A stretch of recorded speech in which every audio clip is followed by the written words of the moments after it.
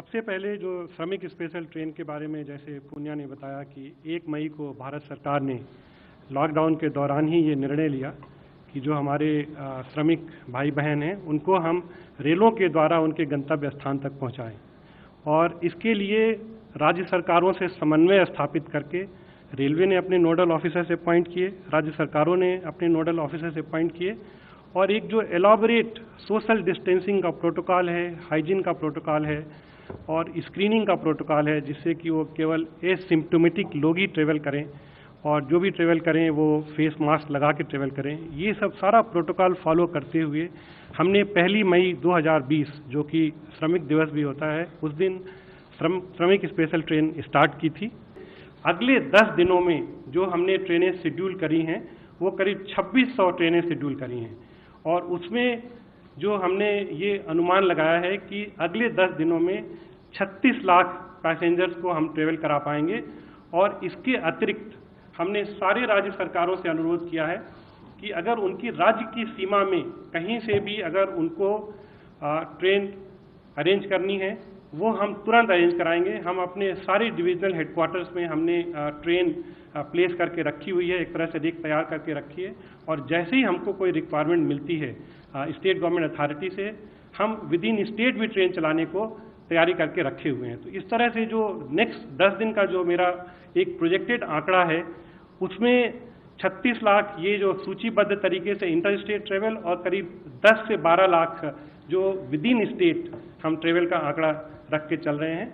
और ये मैं बताना चाहूँगा कि ये जो रेलवे ने व्यवस्था की हुई है इसके तहत जितने भी हमारे श्रमिक भाई बहन हैं वो जहाँ भी हैं उनको वहाँ से गंतव्य स्थान पहुँचाने के लिए रेलवे ने पूरी व्यवस्था की है और ये व्यवस्था तब तक चलती रहेगी जब तक कि सारे श्रमिक भाई बहन अपने गंतव्य स्थान पे पहुँच जाएं। और उसकी तरफ हमने 1 जून से 200 और ट्रेनों को चलाने का निर्णय किया है और जिसके लिए कि हमने बुकिंग ऑलरेडी शुरू कर दी है। शुरू में हमने बुकिंग शुरू करी थी केवल ऑनलाइन, फिर धीरे धीरे जैसे कि ज़रूरत महसूस हुई ऐसा हम लोगों को पता चला कि जो दूसरे श्रमिक भाई हैं या और लोग हैं कुछ ऑनलाइन बुकिंग नहीं कर पा रहे हैं, सो हमने सारे विंडोज़ खोलने का निर्णय लिया है। जितने भी बुकिंग काउंटर के विंडो हैं उनको खोला गया है। 1000 विंडो ऑलरेडी खुल चुके हैं और सारे जोनल रेलवेज को इंस्ट्रक्शन दिया गया है कि रिक्वायरमेंट के हिसाब से और ज़्यादा विंडो खोलें। उसके बाद से हमने जो रेलवे एजेंट हैं, पोस्ट ऑफिसेज हैं, कॉमन सर्विस सेंटर हैं, उन सबको ये अनुमति दे दी है कि वो करें।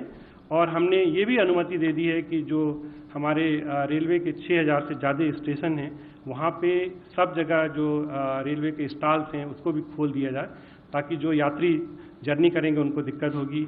ये एक एडवाइजरी ट्रेन पैसेंजर्स के लिए हमने दी है। इसको जगह जगह कोचेज पे डिस्प्ले किया, स्टेशन पे डिस्प्ले किया। हम उनको ये लीफलेट भी दे रहे हैं ताकि ये लोग अपना इस एडवाइजरी को फॉलो कर पाएँ।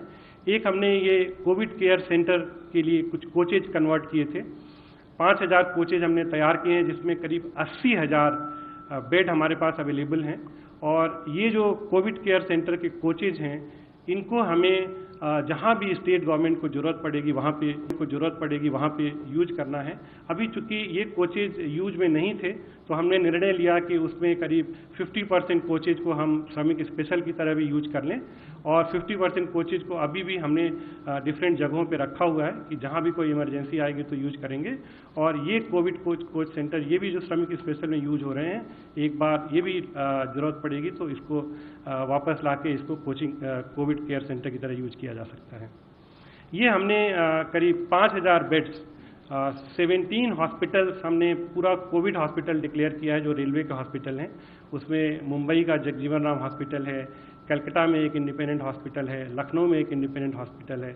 तो इस तरह से करीब 17 हॉस्पिटल रेलवे के हमने independent Covid care hospital declare किया है और 33 हॉस्पिटल जिसमें हम ब्लॉक्स को आइसोलेट कर सकते थे उसको एक कोविड केयर ब्लॉक की तरह कन्वर्ट किया है। ये हमारा रेलवे का प्रयास है कि जो स्टेट गवर्नमेंट के जो भी एफर्ट्स चल रहे हैं कोविड केयर के लिए उसमें हम अपना योगदान दे पाएँ। ये क्वारंटाइन फैसिलिटी करीब 10,500 बेड्स हमने अपने डिफरेंट जो हमारे इंस्टीट्यूट्स हैं, ट्रेनिंग सेंटर्स हैं, जहाँ भी हम उसको स्पेयर कर सकते थे। ये भी एक हमारा एफर्ट है रेलवे का कि हम इसके लिए जो राज्य सरकारों के एफर्ट्स है उसमें हम इसको सप्लीमेंट कर पाएँ। एसेंशियल कमोडिटीज 24 घंटे हम लोग इस पे मूवमेंट पे काम कर रहे हैं। जितने भी एसेंशियल कमोडिटीज हैं, चाहे फूड ग्रेन है, सॉल्ट है, ऑयल है, इस सबको मूवमेंट में हमने 24 घंटे काम किया। कोल, फर्टिलाइजर, जो कि पावर प्लांट्स के लिए कोल की ज़रूरत थी, उसको मूव किया। फूड ग्रेन मैं आपको बताना चाहूँगा कि जो हम नॉर्मल फूड ग्रेन मूव करते थे, जैसे कि अगर हमने पिछले साल इसी पीरियड में जो मूव किया था, उससे करीब करीब दुगना फूड ग्रेन हमने इस समय मूव किया। उसके बाद से हमने एक ये नई पार्सल सर्विस शुरू करी और इसका मकसद यही था कि जो हमारे एसेंशियल कमोडिटीज़ हैं, मेडिसिन हैं, मेडिकल इक्विपमेंट हैं, फ्रूट्स हैं, वेजिटेबल, मिल्क, इन सब को हम एक टाइम टेबल पार्सल ट्रेन की तरह मूव कर पाएँ। तो ये एक रेलवे ने पहल की और ये कोशिश करी कि हम जो भी एसेंशियल कमोडिटीज़ हैं उसको वहाँ पहुँचा पाएँ। प्रवासी श्रमिक के लिए जो हम ट्रेन चला रहे हैं वो राज्य सरकारों से समन्वय करके और जो उनकी रिक्वायरमेंट आ रही है उसके हिसाब से हम ट्रेनों को शेड्यूल कर रहे हैं। अगले 10 दिनों के लिए हमने ऑलरेडी ट्रेनें शेड्यूल कर रखी हैं और उसके बाद भी अगर कोई भी ट्रेन की ज़रूरत पड़ती है तो भारतीय रेल उसके लिए भी ट्रेन शेड्यूल करेगी। और जिलाधिकारियों को निर्देश दिए गए हैं कि जहां भी ज़रूरत पड़े और भारतीय रेल के किसी भी स्टेशन पे अगर उनको श्रमिक स्पेशल ट्रेन की ज़रूरत हो